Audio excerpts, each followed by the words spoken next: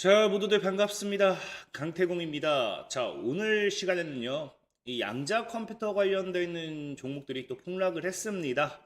그러다 보니까 과연 이 폭락이 이런 하락이 왜 나오는 건지, 그리고 저는 예전에도 얘기했지만 트럼프 전 대통령은 양자 컴퓨터를 포기할 수 없다라고 보고 있기 때문에 어떤 부분에 있어서 또 투자할 수밖에 없는지 그런 부분에 대해서 좀 이제 이야기를 해보려고 합니다. 자, 늘 말씀드리는 여러분들의 좋아요, 구독하기, 댓글까지는 너무나 많은 힘이 된다 말씀드리면서 오늘의 방송 시작해 보도록 하겠습니다.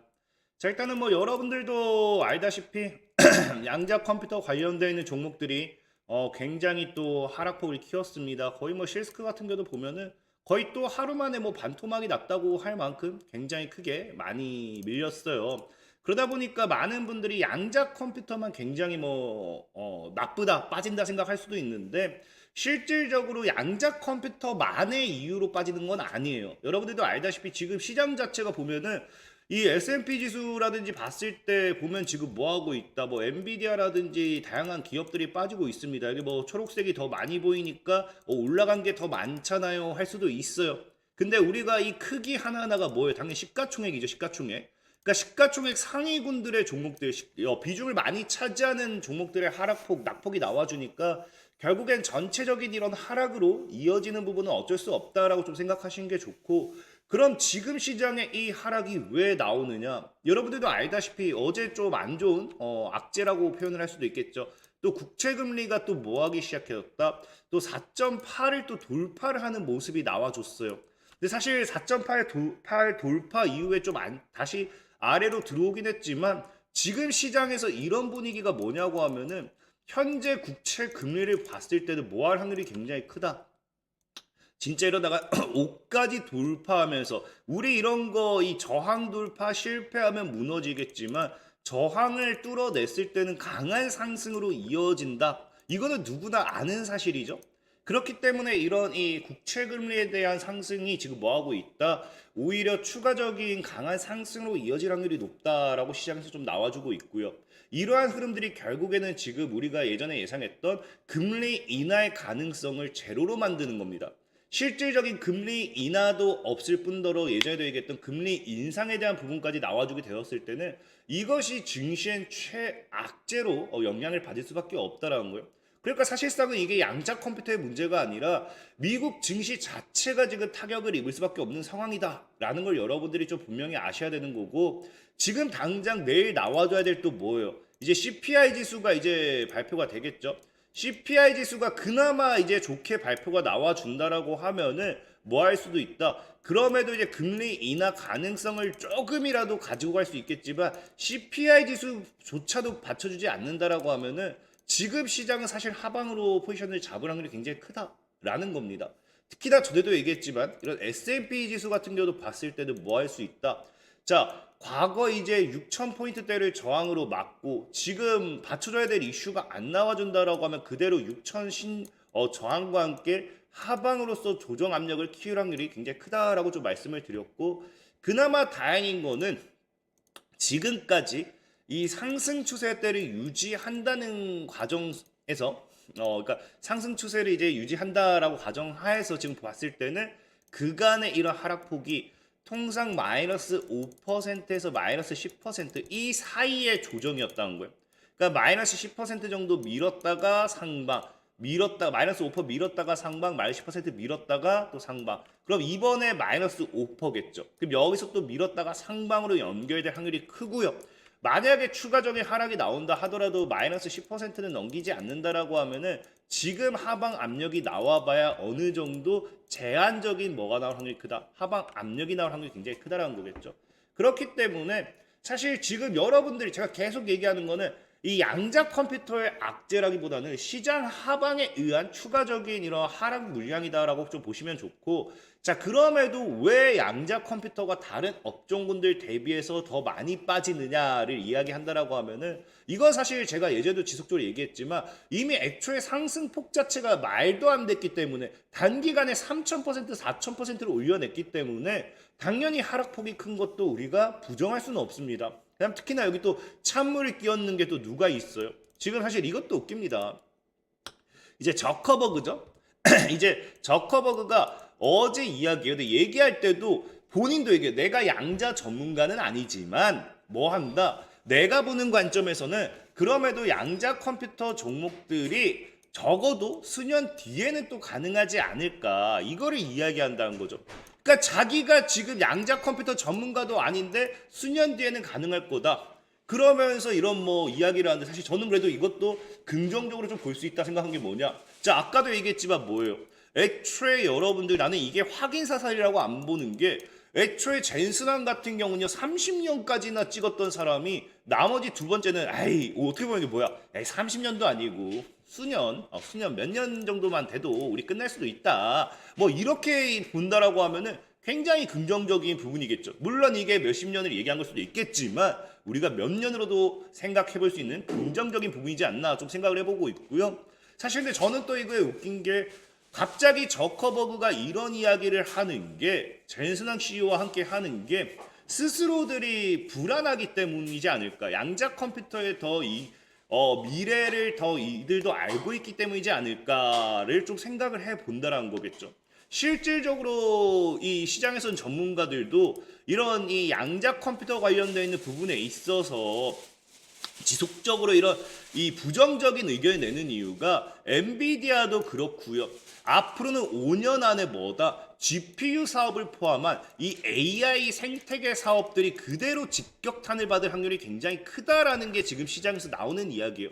그렇기 때문에 이런 것들을 견제하는 게 아닌가 좀 생각을 해보고 있고 사실 이런 견제 속에서도 하락을 만들어내는 거는 전에도 얘기했지만 외국인들이 아니라고 얘기했습니다. 이 하락을 만들어냈던 주요 인물들이 누가 되느냐? 바로 우리 한국인들이죠. 코리안, 김치.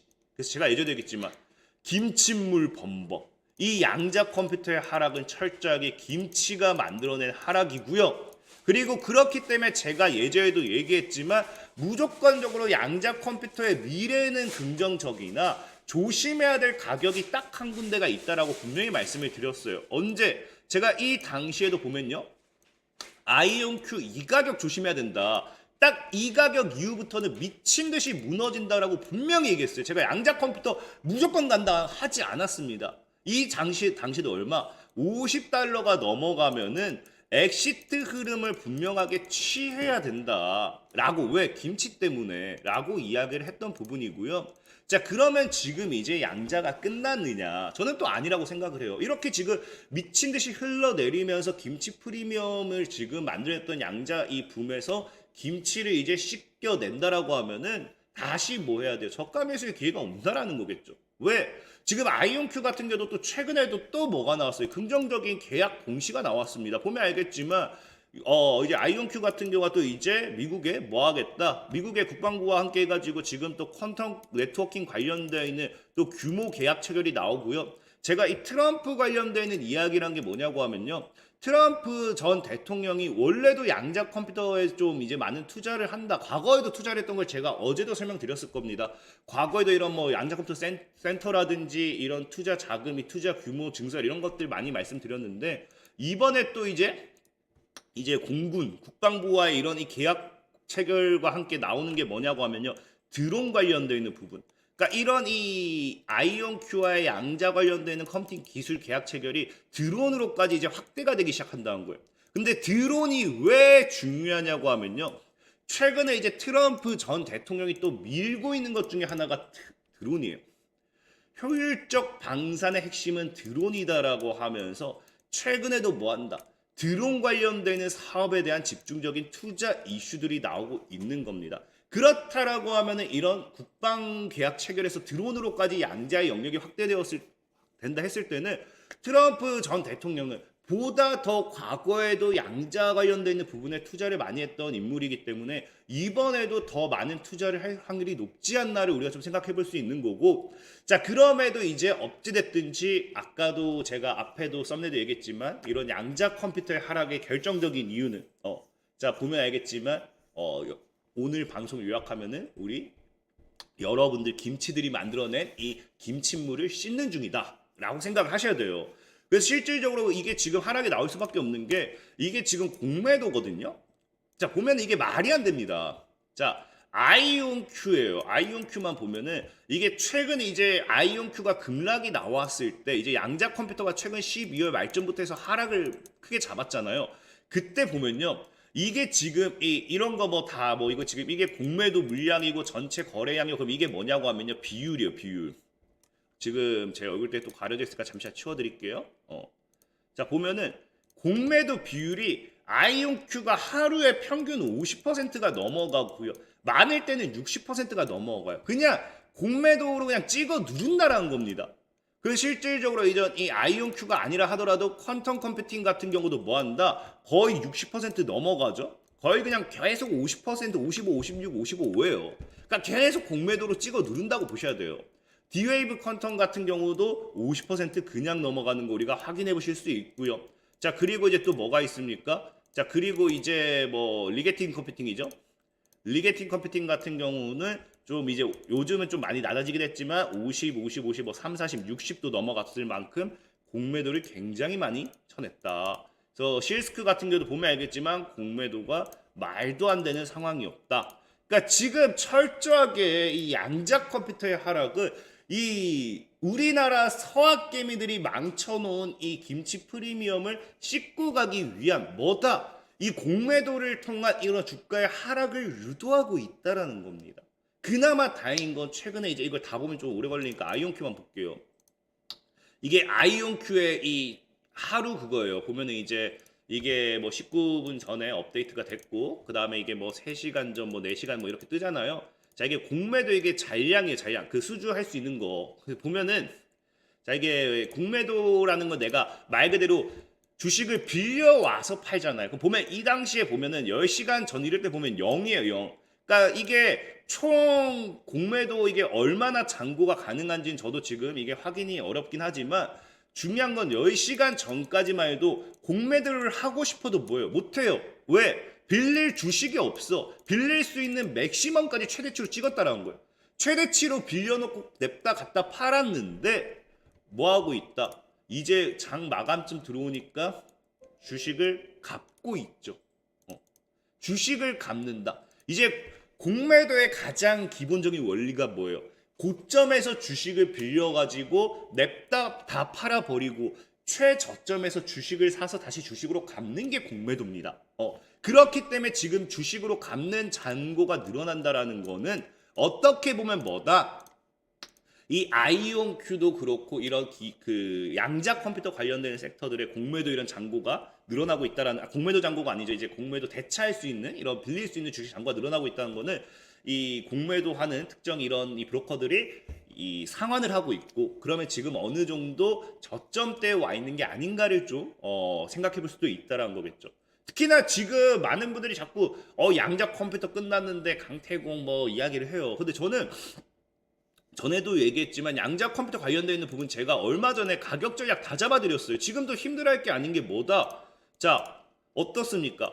아이온큐 같은 경우도 제가 이 단기로 봤을 때 최고 매수 타점이 30에서 40이라고 이 사이라고 말씀을 드렸고 장기로 보면은 18에서 30을 했어요.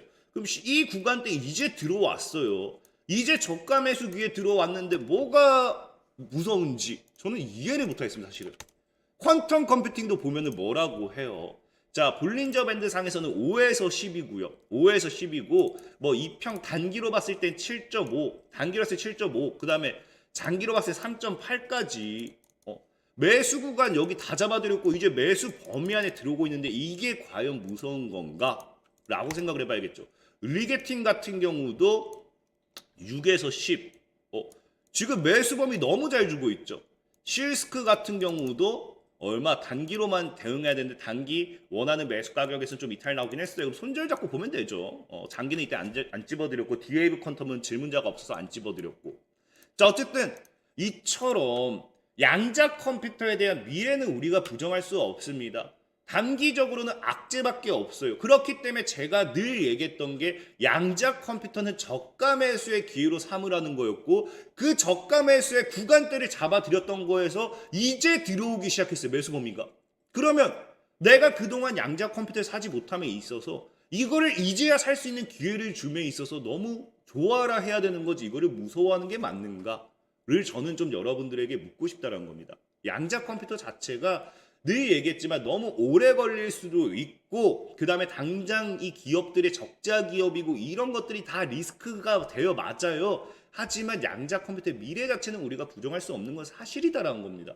결국에 AI도 이렇게 나왔고요. 늘 그래요. 여러분들은 수익이 나기 전까지는 늘 미친놈 소리 들어요. 전에도 얘기했지만 테슬라도 이제 전기차 만든다 했을 때 자율주행 로봇 자동차 만든다 했을 때 로봇 만든다 했을 때 미친놈 소리 들었습니다.